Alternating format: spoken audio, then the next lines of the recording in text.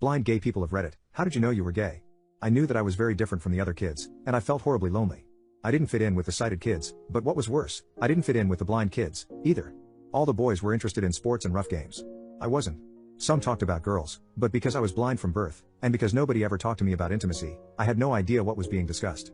I am ashamed to say that I didn't even know the difference between girls and boys, except that girls were usually nicer to me, and yet, I felt a strange feeling when hugging a male student.